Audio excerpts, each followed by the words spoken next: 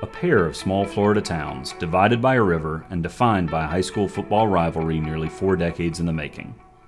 The Peace River creates the boundary between Punta Gorda and Port Charlotte. To the south, the Charlotte High School Tarpons, and just north, the Pirates of Port Charlotte High.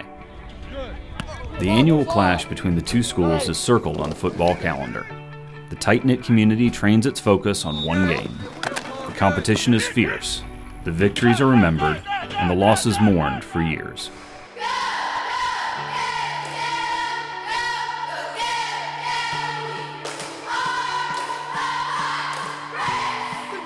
But on August 13, 2004, everything changed. That was the day two rivals were set on a different kind of collision course by an act of God. This is not going due north anymore. It is moving more towards the west coast of Florida. What we have now is a very serious threat to life and property in southwest Florida as a very strong Category 3 Hurricane Charley is on final approach.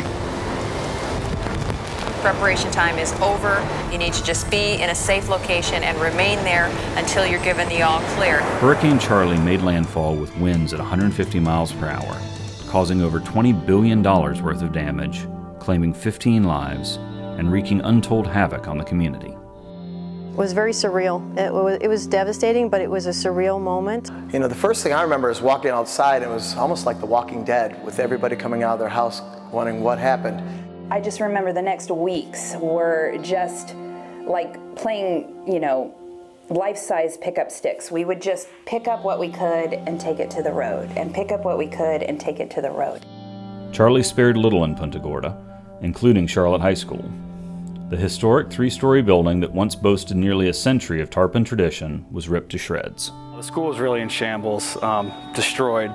A lot of things that you were used to seeing every day, like the scoreboard and things like that, were just gone. I cried like a little baby. It was a very sad time here. And then once I got behind the front of the school and I saw most of the 3-story building was missing, the first thing I said was, what are we going to do? In a devastating 90-minute rage, Charley left thousands in dire need. Governor Jeb Bush arrived on the scene immediately. Moving with speed and purpose, he toured the wreckage of Charlotte High, called in the National Guard, and gave the people of Punta Gorda reason to hope again. You felt like this was not something that he was just coming down to pacify us with, that he took a real interest in what was going on in Charlotte County. You know, that it was important to him to make sure that this place was right. The helicopters started flying over the city, and my neighbor said, "Hey, that's Jeb Bush. That's, you know, in the helicopter." And we were like, "Really?" We just had such a sense of assurance in our leadership here.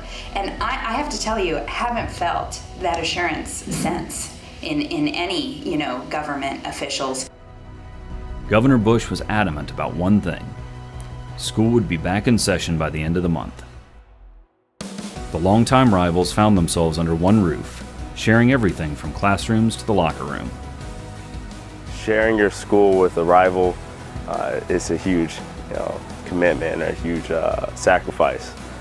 But with the administration and everything that we had in this county, we reached out and we helped each other out. First week of school, we were rivals. Up until August 13th, Friday the 13th, that storm hit, and then it turned into, we immediately went to sharing everything, a school, even some teachers' lessons plans. So it turned into, it wasn't just a rivalry, it was like we were pretty much working together.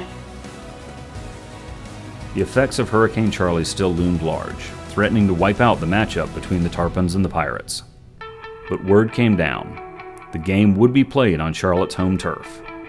For a community desperate to heal, it was the ultimate chance to come together. Just 2.5 months after the hurricane hit, Jeb's vision for recovery exceeded all expectations. Charlotte County rallied to build a stadium for the 2004 game, dubbed the Hurricane Bowl. Jeb performed the opening coin flip, and still calls the emotionally charged moment one of the highlights of his life.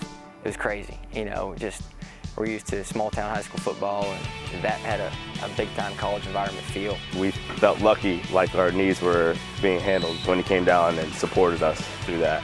I think that Governor Bush was somewhat the glue that helped kind of bring our community back together. He cared about the community.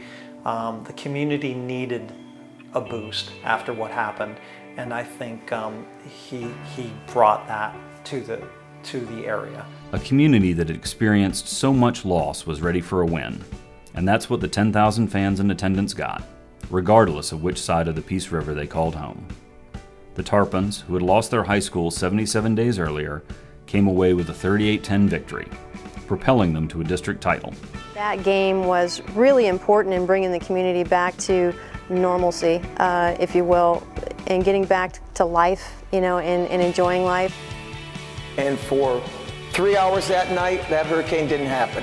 And it was, you know, it was a wonderful thing. The kids played hard. Yes, we won, but I think the county won.